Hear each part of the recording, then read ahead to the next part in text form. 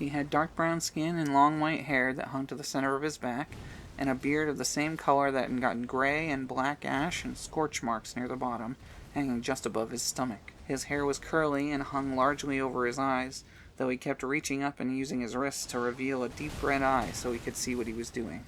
He wore a crown on his head that seemed fairly plain, save the red diamond gemstones sticking out from the top on pointed spikes encircling the outside. The crown had odd symbols Sylvie and Jacob could only describe as trees going around the base, but after my father drew them for me, and with what I know now, I believe they may have been a club from the suit of playing cards. He was adorned with a noble green garb that sported yellow edges and came together in the middle, having symbols of the sun on both sides of the chest and on the hips, as well as a red cape that hung over his shoulders, dangling little hearts from teardrops of cloth around his collarbone and his upper arms.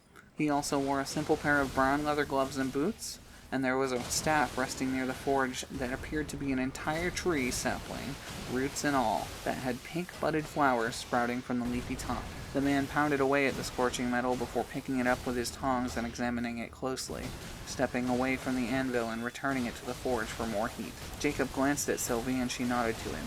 With that, the young couple stepped up behind the aged royal.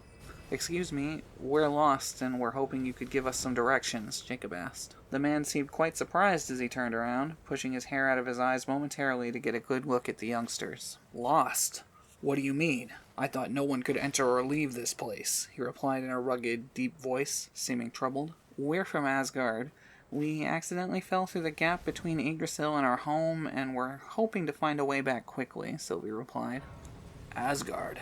I think my father mentioned that place when I was a boy, but still, I'm afraid that won't be possible unless we can manage to light the Fernal Kiln," he replied, disappointed that he was unable to help.